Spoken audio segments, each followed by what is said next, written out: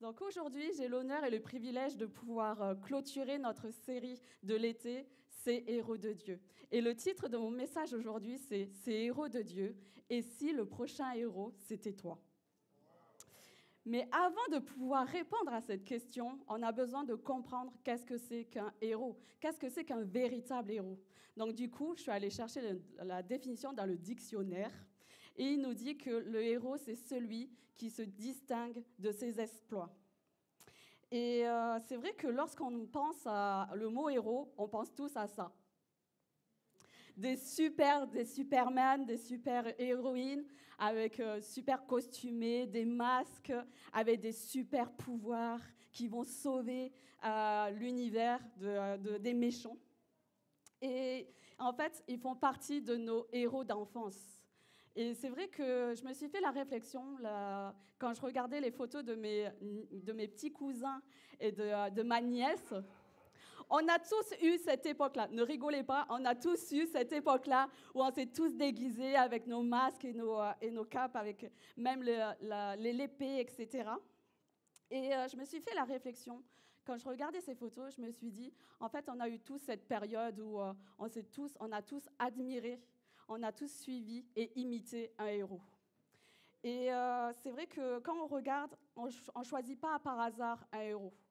On le choisit parce qu'il porte des caractéristiques, des qualités en fait, qu'on aimerait avoir en nous-mêmes. En fait, ils font partie aussi de la construction de notre identité. Au final, c'est ce que je me suis dit, je me suis dit, mais c'est comme si en fait, on a été créé pour admirer, pour suivre et pour imiter un héros. Je ne sais pas si elle existe, cette expression, mais dites-moi quel héros vous suivez et je vous dirai qui vous êtes. Parce que ces héros, ces caractéristiques révèlent qui vous êtes, votre identité. Et moi, quand j'étais petite, avec mon frère et ma sœur, notre héros, c'était lui, Jackie Chan. Et ne rigolez pas, qui connaît pas Jackie, déjà? Levez la main. Ok, tu peux sortir de l'église.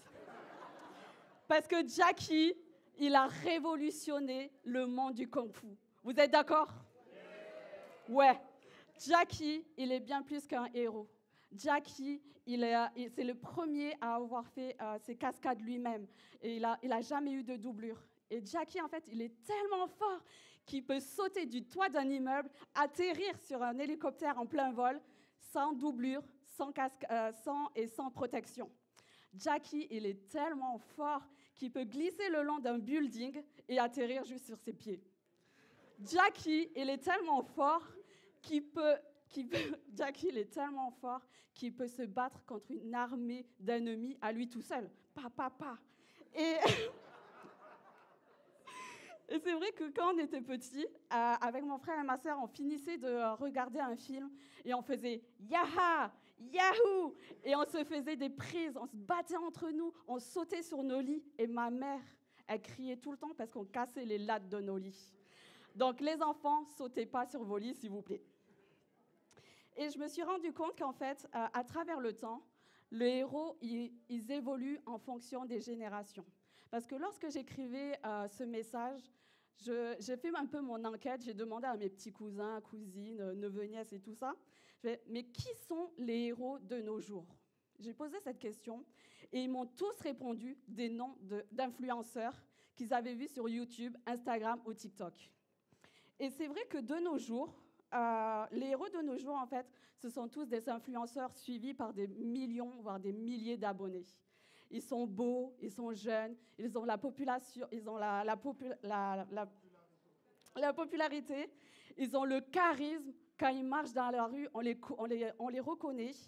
Et c'est vrai qu'ils ont tout pour réussir selon les critères du monde. Et cela, en fait, va nous pousser à comparer nos propres vies à travers les images filtrées des écrans. Et c'est comme si le monde, en fait, il nous disait qu'être un héros, il fallait être exceptionnel, populaire et beau. Basé sur les apparences, la performance et l'influence. Mais Dieu, lui, il ne regarde pas comme les hommes regardent. Il dit dans 1 Samuel 16, 7, car l'Éternel ne considère pas car l'Éternel ne considère pas ce que l'homme considère. L'homme regarde à ce qui frappe aux yeux, mais l'Éternel, lui, regarde au cœur. Et la définition d'un héros selon Dieu est complètement, voire à l'opposé de ce que nous propose le monde. Alors qu'un influenceur, lui, il va chercher à briller par lui-même et pour lui-même, un héros de Dieu, lui, il va s'abaisser, il va élever Dieu, il va faire briller l'autre. Alors qu'un influenceur, lui, le plus important pour lui, c'est le nombre d'abonnés, le nombre de likes et le nombre de vues. Pour un héros de Dieu, ce qui est le plus important, c'est le cœur des gens. Et un influenceur, lui, nous montrera toujours des images bien carrées, bien contrôlées, bien filtrées. Alors qu'un héros de Dieu, lui, va nous montrer sa vulnérabilité, sa faiblesse. Il va nous montrer aussi sa fidélité, sa persévérance dans les moments durs, dans les moments difficiles. Oui, parce que le héros de Dieu, c'est une personne qui choisit de faire confiance à Dieu, même s'il doute et même s'il ne voit pas. Nous avons la définition dans Hébreux 11.1, la définition de la foi, et il dit « Or la foi, c'est la ferme assurance des choses qu'on espère, une démonstration de celles qu'on ne voit pas. » Et tout au long de Hébreux 11, on voit que Dieu il nous donne des exemples de héros. Des héros qui ont marché par la foi, des héros qui ont marché par leur obéissance. Nous avons Abraham, le père de la foi, celui qui a quitté son pays sans savoir où est-ce qu'il allait. Il n'avait ni GPS, ni carte, mais il est parti par la foi en se basant sur les promesses de Dieu. Nous avons Noé. Noé, il a cru en la promesse de Dieu. Dieu allait le sauver, lui et sa famille, du déluge. Parce qu'il était dans un monde de méchanceté, avec un monde cruel. Et Dieu allait donner le déluge pour qu'il puisse sauver Noé et sa famille. Noé, par cette promesse, il est parti pendant 100 de jours construire l'arche avec foi et persévérance. Alors qu'il a dû être moqué, il a dû être insulté, mais Noé, il a tenu ferme et il a sauvé sa famille. Et pour finir, nous avons David, le grand roi David, alors que c'est un grand guerrier, alors qu'il était jeune, il s'est montré devant le géant Goliath, plus de 3 mètres. Il n'avait ni armure ni arme, il avait juste une fronde et 5 pierres, et il a défié le géant Goliath. Il a tué, il fut un grand guerrier, et il fut un grand roi par la suite. Et lorsque je lisais cette liste d'exploits des héros de la Bible, je me suis dit, waouh, c'est tellement puissant tout ce qu'ils ont fait. Ils sont forts. Mais en même temps, je me suis sentie toute petite et pas du tout à la hauteur de ce qu'ils ont fait. Et je ne sais pas vous, mais on pourrait tous se dire, mais en fait, je suis tellement, tellement faible. Je suis tellement petite et pécheur. Je n'ai pas assez de foi pour faire comme eux. Je ne lis pas assez la Bible. J'ai tellement plus de péchés. Et je suis tellement blessée. Autant de doutes qui nous freinent et qui nous paralysent et qui nous font croire qu'en fait, pour être des héros de la Bible, il faut être des surhumains, des personnes exceptionnelles, choisies uniquement par Dieu et mises à part. Mais la vérité, c'est qu'en se basant sur...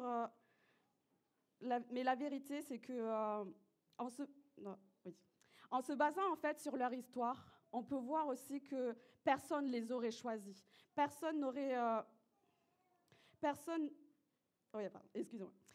Mais la vérité, c'est qu'en basant sur leur histoire, en fait, personne ne les aurait choisis.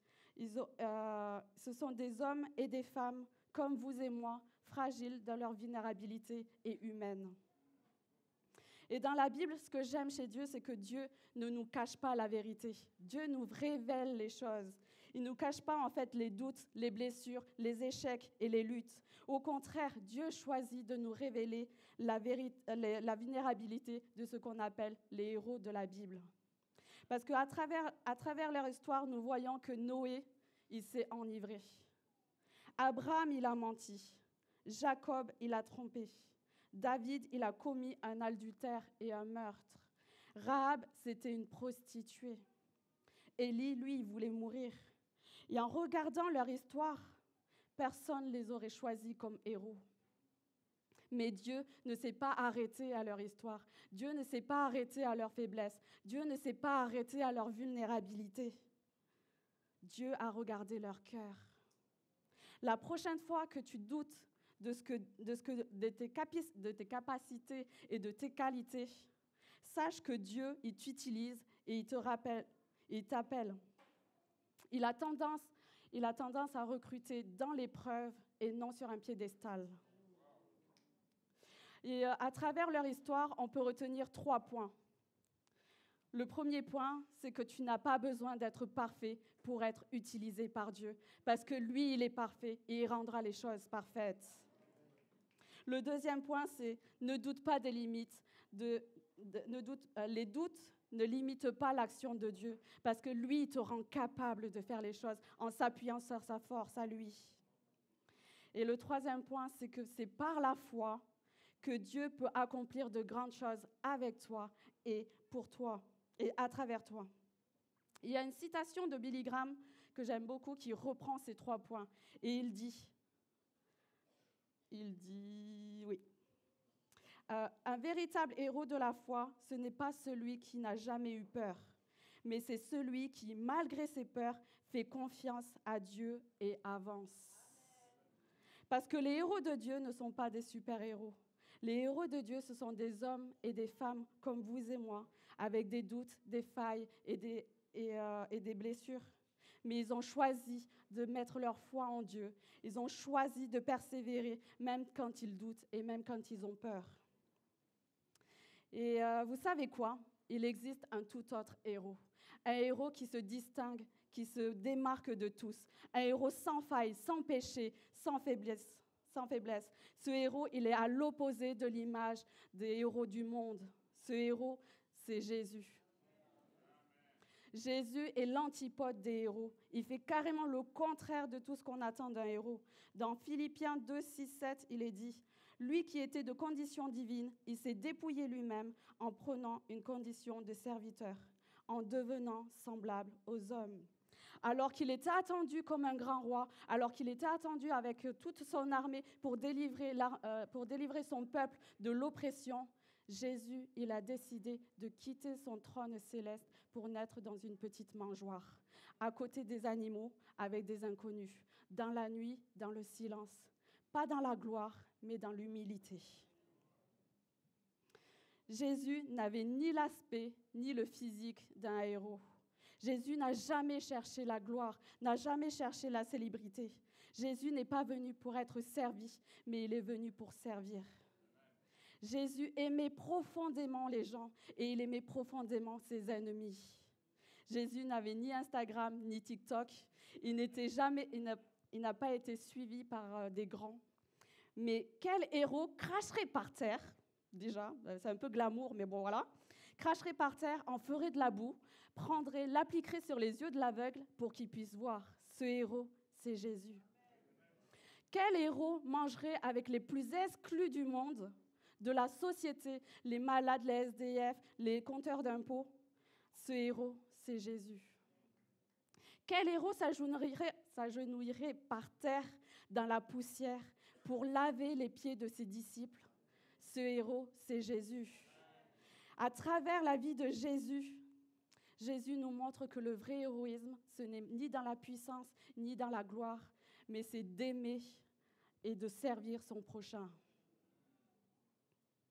Dans Philippiens 2,5, il dit « Que votre attitude soit identique à celle de Jésus. » Et Paul rajoute « Soyez mes imitateurs comme moi je le suis de Jésus. » Et oui, parce que sa vie nous encourage à prendre exemple sur lui.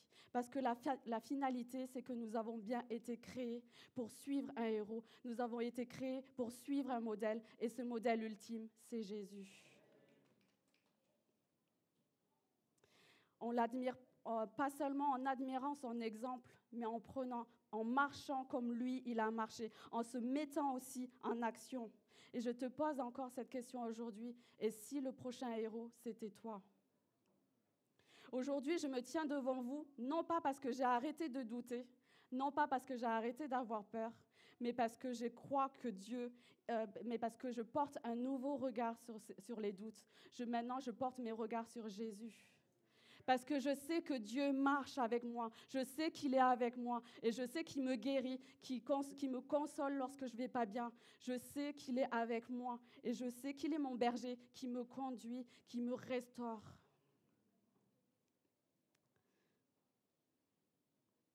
Aujourd'hui, je choisis d'être ces héros de Dieu, pour Dieu, parce que moi, je veux être un témoin de ces miracles et de ces signes, encore aujourd'hui, qu'il peut faire encore aujourd'hui. Aujourd'hui, je choisis également non pas seulement de voir, mais je veux aussi me mettre en action. Je veux être participante de son grand plan de restauration du monde. Et si le prochain héros, c'était toi? Et ce qui est génial avec Dieu, c'est qu'il ne nous laisse pas tout seuls. Dans Hébreux 12, 1, il dit « Nous donc aussi, puisque nous sommes entourés d'une si grande nuée de témoins, rejetons tout fardeau et le péché qui nous enveloppe si facilement, et courons avec persévérance l'épreuve qui nous est proposée. » Ce verset nous rappelle trois choses. Il nous rappelle qu'en fait, nous avons tous une place dans le plan de restauration de Dieu. Non pas par nos propres forces, mais par ses forces à lui. Il nous rappelle aussi que nous devons rejeter tous les doutes, tous nos péchés, toutes nos limites, et nous devons courir l'épreuve qu'il nous donne avec persévérance.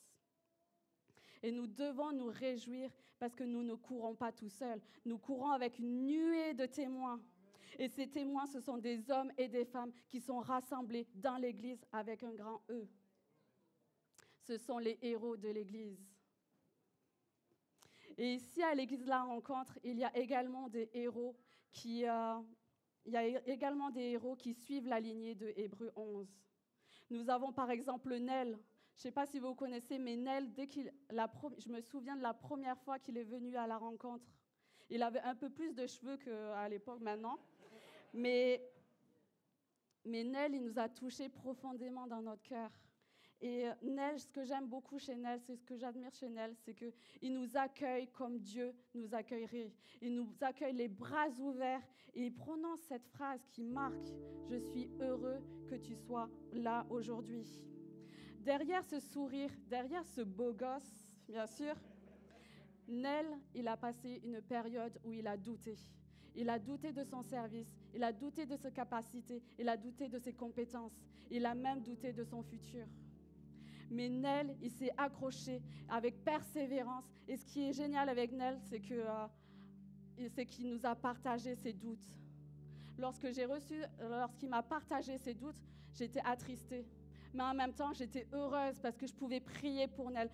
Je pouvais prier avec lui. Et il s'est entouré de l'armée de Dieu pour pouvoir prier ensemble. Et ça, c'est ça les héros de Dieu, les héros de l'Église.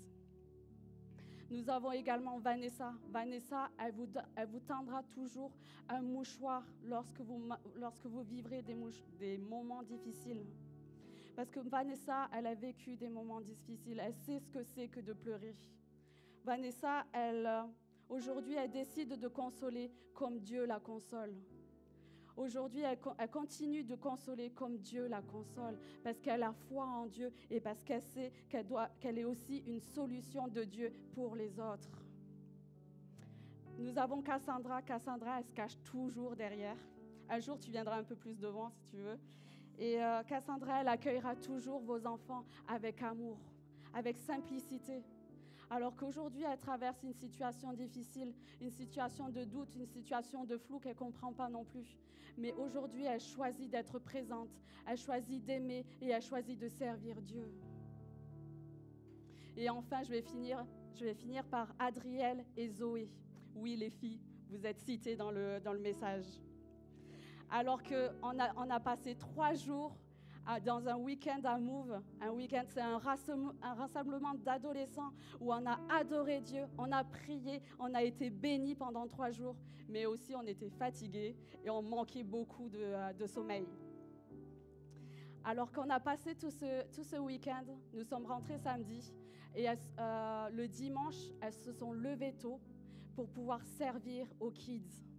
Elles auraient pu annuler, elles auraient pu se faire remplacer, mais elles ont répondu présentes parce que Dieu les a placées là aussi. Elles ont respecté leur engagement. Et c'est ça que j'admire dans les héros de Dieu. Ils savent s'entourer des personnes, des témoins. Ils savent aussi communiquer. Ils savent aussi communiquer l'amour les uns pour les autres. Et nous sommes tellement bénis dans cette église. Ces gestes peuvent sembler petits et voire anodins, mais ces gestes sont remplis d'amour, de foi et de générosité. Ces gestes peuvent sembler invisibles aux yeux du monde, mais aux yeux de Dieu, ils ont tout leur impact pour l'agrandissement du royaume de Dieu. Ces héros de l'Église, ils ont choisi de mettre leur foi en Dieu. Ils ont choisi de continuer, de persévérer, d'avancer, de marcher comme Jésus il a marché. Ces héros de Dieu, ils ont aussi un impact dans le royaume de Dieu. Parce qu'ils savent et ils reconnaissent qu'ils sont une solution de Dieu pour bénir son prochain. Et si le prochain héros, c'était toi? Et j'ai encore du temps. Je voulais, pour reprendre un peu, nous avons vu les héros de la Bible. Dieu nous a donné des exemples de tous les héros. Nous devons prendre exemple sur eux. Nous avons vu aussi Jésus, l'antipode des héros. Il a fait carrément le contraire des héros du monde.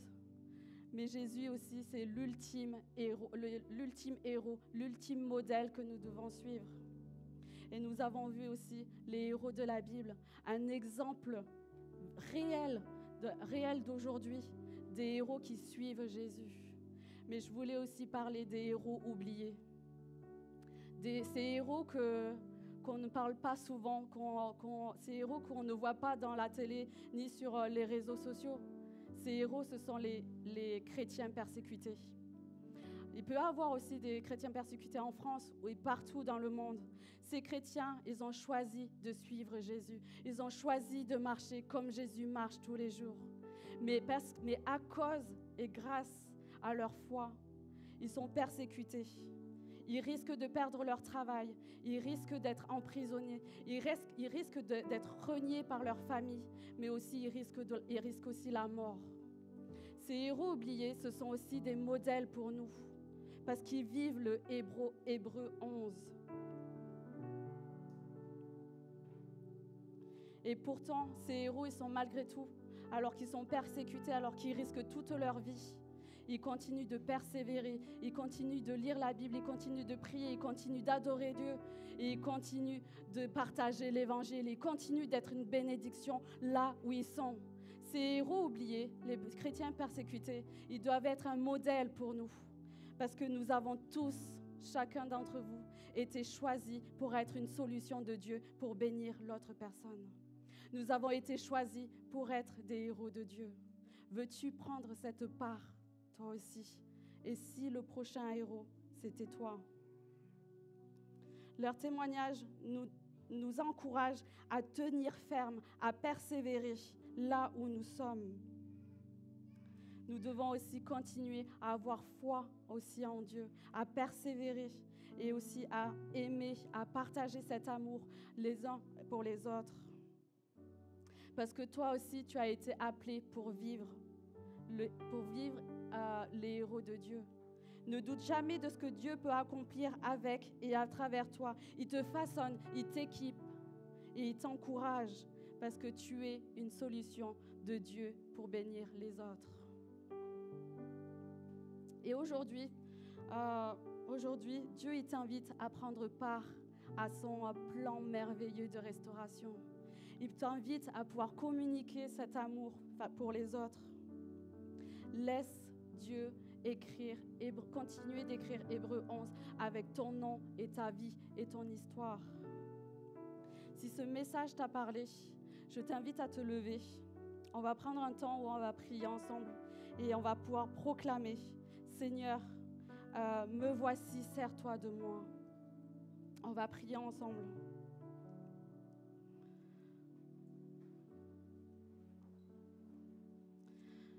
Merci Seigneur pour ce message. Merci pour ta parole. Merci parce qu'elle est vivante et toi que tu es un Dieu vivant, Seigneur. Merci parce que toi tu parles au plus profond de notre cœur. Tu veux que tout le monde soit sauvé, mais tu as besoin, tu encourages des hommes et des femmes à se lever, à être des héros de Dieu, à être des personnes qui persévèrent malgré leurs difficultés, des personnes qui mettent toute leur foi en toi, Seigneur. Merci parce que toi tu es un bon Dieu. Tu nous aimes et tu nous équipes, tu nous renforce, Seigneur, et que nous puissions envoie-nous, Seigneur, sers-toi de nous là où tu nous as placés, que nous puissions être un héros de Dieu, mais nous puissions aussi être des imitateurs de Jésus-Christ.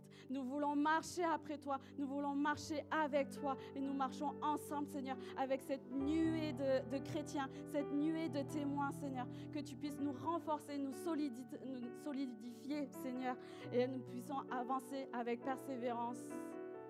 Amen.